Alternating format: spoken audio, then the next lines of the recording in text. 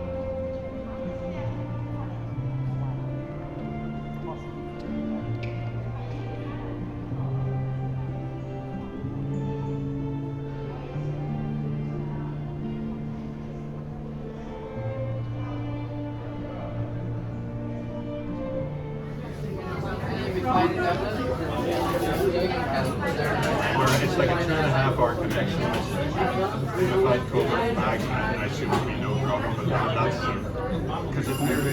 because it's not one ticket. We had to be booked from LA to Dublin, and then we booked Dublin.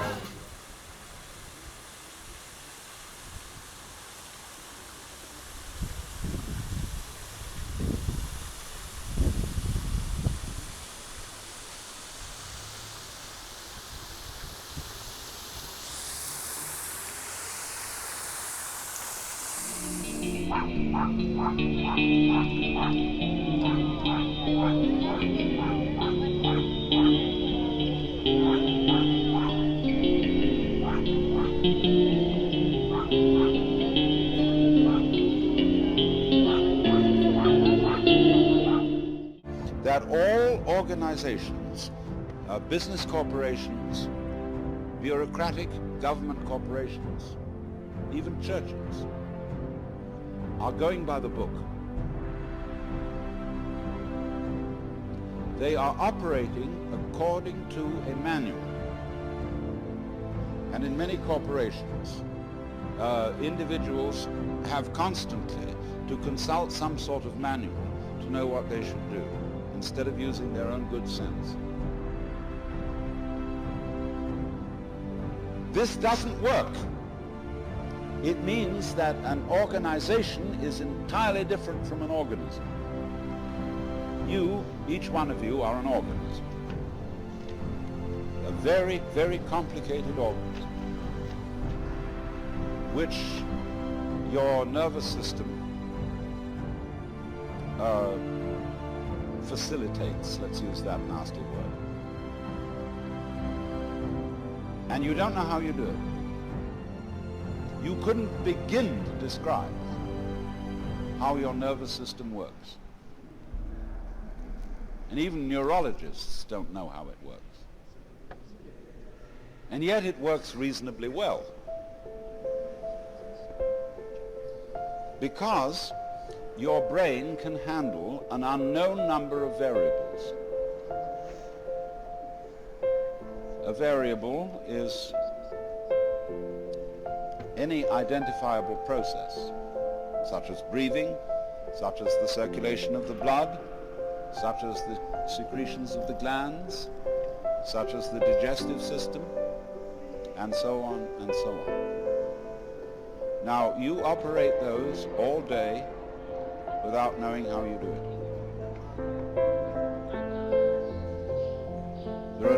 There's no book of rules according to which you do this. So in the same way, if a corporation is to be a true organism as distinct from an organization, it must be based on the principle of mutual trust and not on law. Because if you can't trust other people, you cannot have a community, not even a corporation.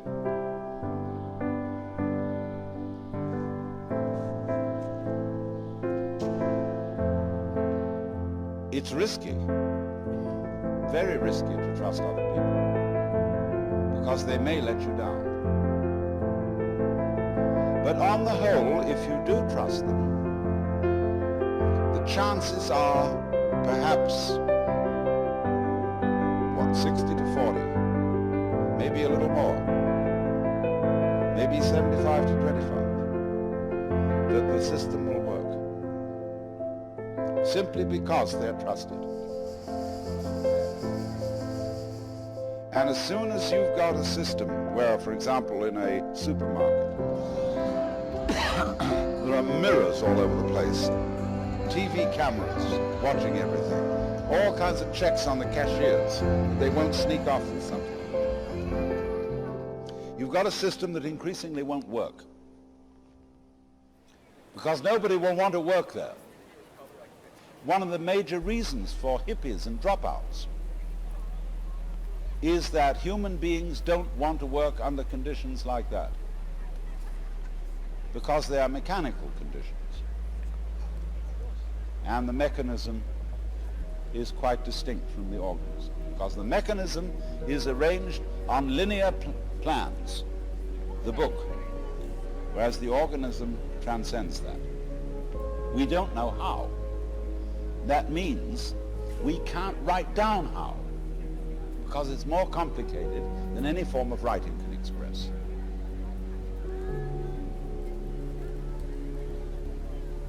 Now, the computer speeds up linear calculation to a terrific extent,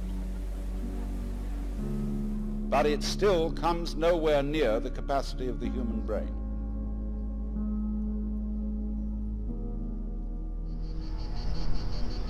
And so this is something that has to be recognized as a principle. Now let me give another illustration of it. Every corporation employs a number of people in research. Let's take IBM. They have a huge center down near San Jose where they have a research staff. And one of the first things they had to recognize is that you can't put creative research people under the clock. You've got to trust creative research people to fool around, to sit about, drink coffee or maybe whiskey, and scratch their heads and look at blackboards and play. And then suddenly, zingo, some interesting result will occur. But if you make them punch clocks, and if you say these are the things that you've got to discover, it won't work. So the corporation has to make an act of faith in its research personnel. It has to say, we recognize you have an amazing gift called brains. We don't know what these are, but it seems that in the past you've been fruitful. And so we're going to employ you to do your thing, whatever that happens to be. And we'll make an act of faith in you. And invariably, if they make that act of faith, it will work. Some fantastic idea will come out. Not perhaps the idea you expected. In fact, it may not even apply to your particular business, but you could always sell it to somebody else. Now then, let me go. This is a fundamental principle. There cannot be community, there cannot be cooperation, and therefore there cannot be commerce, which really, broken down, means being merciful to each other. There cannot be commerce without mutual trust. I mean, there are even insurance companies called mutual trust.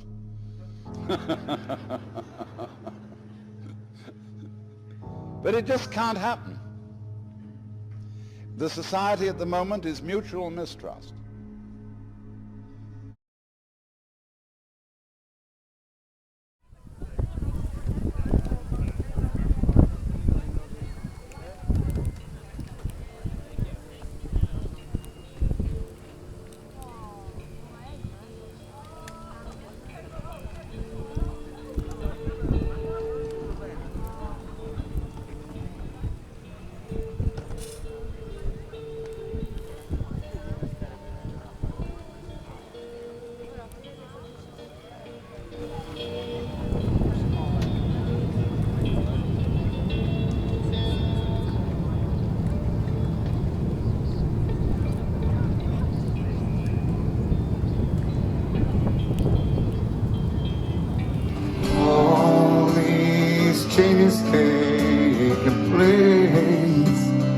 glad I saw this place.